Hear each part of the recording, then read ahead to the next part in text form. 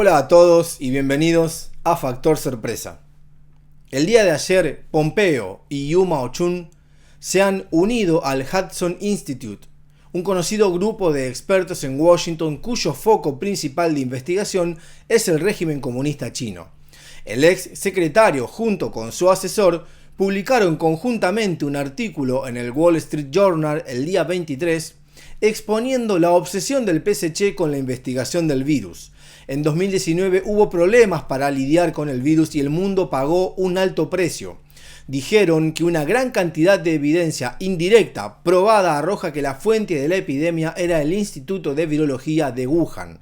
Ya en 2018 el Departamento de Estado de Estados Unidos había recibido 2 telegramas de advertencia sobre el Instituto del Virus de Wuhan, señalando el SARS-CoV-2. Un nuevo coronavirus, diciendo que los receptores AC2 podían eventualmente conducir la transmisión de persona a persona. Más tarde el artículo decía que después de que aparecieron estas señales de advertencia, hubo evidencia de que el Instituto de Virología de Wuhan también vendía animales de laboratorio en el mercado, lo que demuestra que el instituto tenía muchas lagunas en su seguridad. Además, confirmaron que en el otoño de 2019 las personas sufrían enfermedades misteriosas. El PSC admitió que estaba desarrollando armas biológicas y químicas.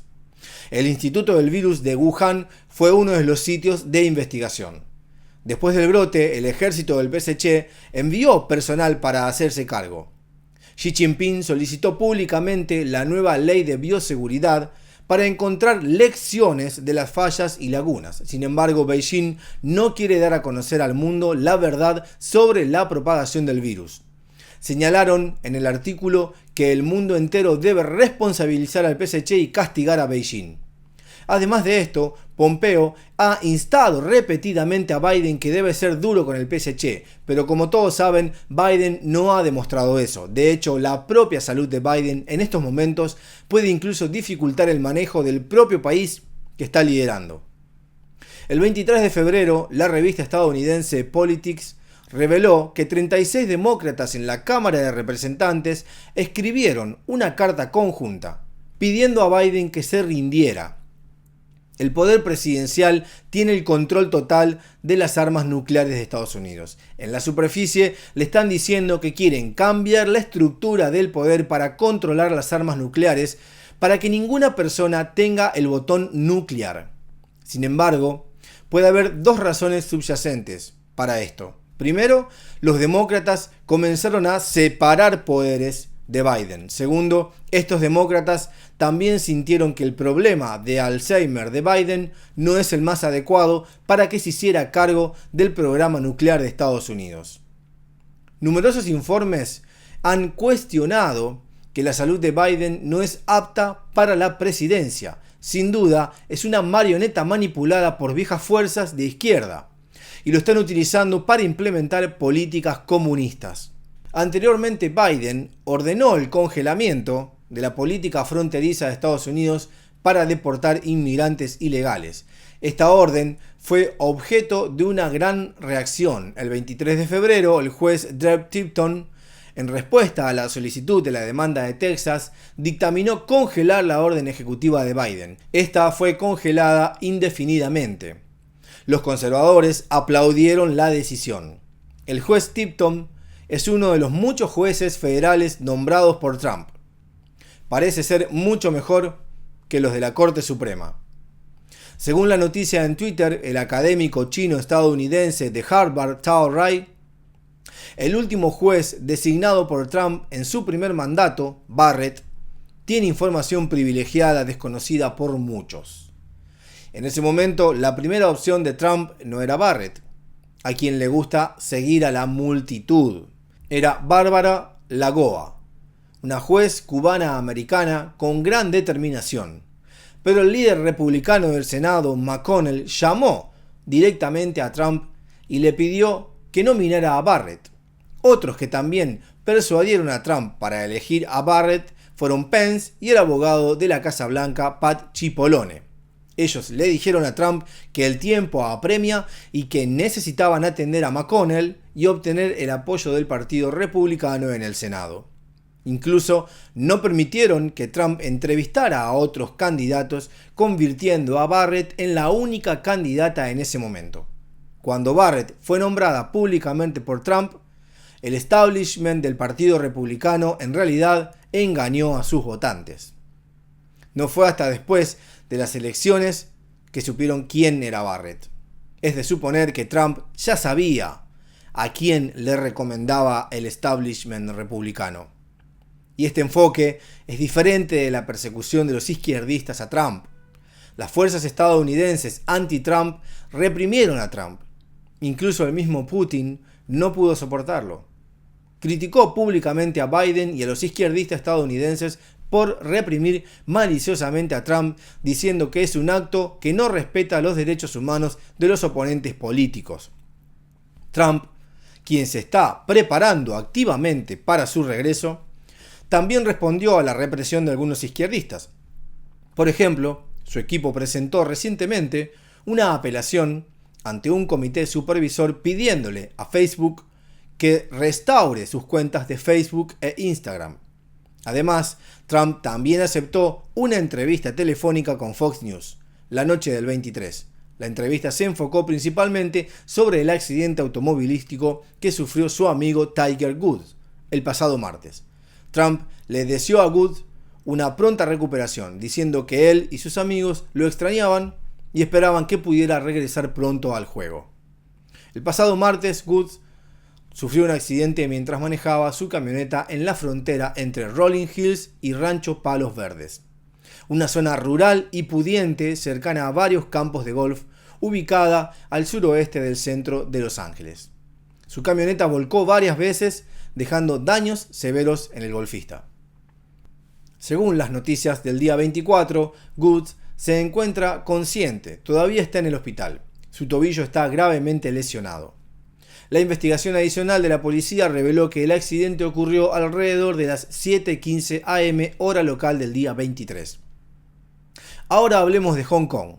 Después de que el PSC arruinó a Hong Kong, introdujo la Ley de Seguridad Nacional con el pretexto de calmar el caos y llevó a cabo rondas de arrestos y juicios para atacar a las fuerzas democráticas. Hoy en día, el PSC está directamente involucrado en el sistema electoral de Hong Kong. Como informamos anteriormente, el PSC solo espera que los amantes del partido gobiernen Hong Kong. En octubre del 2019, los demócratas de Hong Kong ganaron. Ahora el PSC no se atreve a permitir que Hong Kong lleve a cabo elecciones a gran escala porque teme que una vez más fracase por completo frente a una fuerte opinión pública pro-democrática. Un asesor principal sobre política de Hong Kong, Liu Xiaoqie, cree que el plan de reforma del PSC para el sistema electoral de Hong Kong puede ser propuesto durante las 2 sesiones en Beijing el 5 de marzo. En la actualidad, lo que puede incluirse en la propuesta es que el Congreso Nacional del Pueblo del Partido Comunista Chino pueda establecer un grupo de alto nivel de funcionarios gubernamentales. La tarea de este grupo es examinar los puestos políticos de casi 2.000 candidatos para puestos electos en Hong Kong. Se incluye desde el director ejecutivo hasta el consejo de distrito. Esto para ver si son leales a Beijing y al partido. La gobernadora de Hong Kong, Lam Cheng, escuchó la noticia en Beijing e inmediatamente entendió y cooperó activamente. El día 23 anunció que introduciría un proyecto de ley que exigiría a todos los concejales del distrito de Hong Kong jurar lealtad a Beijing. Si se determina que no son sinceros o no les gusta el partido, se les prohibirá postularse. Sin embargo, la lealtad no será suficiente. También depende de si eres lo suficientemente sincero. Este estándar de puntuación no lo estableces tú. Todo está determinado por el partido. Este tipo de método de juicio político que excluye a los disidentes no es nuevo dentro de la secta del Partido Comunista Chino. Ahora usan este truco para Hong Kong. El PSC siempre ha prestado mucha atención a la censura de las posiciones políticas y el discurso. Si puede mantener un puesto en el PSC, determinará si puede tener una vida normal. De hecho, incluso de esta manera encontrarás injusticia. Pero toda la sociedad es así. Si perforas tu cabeza y agregas propaganda falsa de los medios todo el día, no lo sentirás. Es como cerrar la ciudad debido a la epidemia. ¿Por qué se deben sellar las puertas de las casas? Toda la sociedad está sufriendo esta injusticia. Es como una tortura. Puedes consolarte con una frase: política de gobierno. Así es como lo aceptas. De hecho, en cualquier sociedad normal, esto es vandalismo inaceptable. Este grupo canalla se adueñó de la palabra gobierno. A veces te hace sentir que algunos actos perversos parecen tener razones justificadas. En realidad, son prácticas malignas que violan los derechos humanos. Lo anterior tiene que ver con aquellas personas que eligen ser silenciosas, obedientes o incluso cooperativas ante la injusticia del PSC. Pero si eliges un poco de resistencia, el PSC inmediatamente te aplastará con su mano de hierro sin piedad. Los diversos actos del PSC de infringir la estabilidad de otros países, dañar las sociedades libres y pisotear los derechos humanos se han topado con la reacción de muchos países de todo el mundo y han comenzado a boicotear los próximos Juegos Olímpicos de Invierno de Beijing en febrero del próximo año. Y en Chengdu se llevarán a cabo el 18 de agosto de este año los Juegos Mundiales Universitarios. El Parlamento canadiense, con una votación de 266-0, ha pedido al Comité Olímpico Internacional que cancele el derecho de albergar los Juegos Olímpicos de Invierno de Beijing. Según un informe, al menos 25 países y el Parlamento Europeo se pronunciarán en contra de los Juegos Olímpicos de Invierno de Beijing.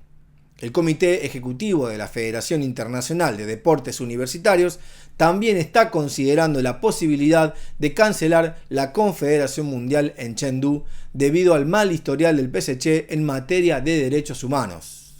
Después del golpe de Estado en Myanmar el 1 de febrero, las manifestaciones y protestas del pueblo birmano no han cesado. El 20 de febrero, el ejército utilizó la fuerza letal para reprimir a los manifestantes, causando muchas muertes. Uno de ellos era miembro de la patrulla civil. Se organizaron espontáneamente para evitar que el ejército arrestara a personas por la noche. Desafortunadamente, el ejército los mató a tiros. Durante las recientes protestas en Yangon, la gente hizo carteles de francotiradores militares y los extendió por el suelo para que los manifestantes los pisotearan, expresando su resistencia a la brutalidad militar. Según un informe del New York Times del día 24, en la mañana del 1 de febrero, antes del amanecer, los soldados birmanos recibieron una orden de sus superiores de llevar rifles y pinzas a un centro de datos de Yangon. Los propios soldados utilizaron alicates para cortar los cables de datos. De esta manera, desde el primer día hasta el presente, el ejército de Myanmar ha cortado repetidamente Internet para evitar que la gente exprese y comparte información y estrategias para resistir el golpe. Pero el ejército birmano también quiere controlar el flujo de información de Internet, de una manera aparentemente inteligente. Así que, como el PSC, se propusieron establecer una forma de filtrar la información en lugar de destrozar Internet. Firewall digital. Los lugareños en Myanmar tomaron fotos de cajas verdes transportadas por un avión chino en el aeropuerto. Los funcionarios locales dijeron que eran mariscos enviados desde China. Pero este tipo de engaño de baja categoría no creo que ni siquiera un niño en Myanmar lo crea.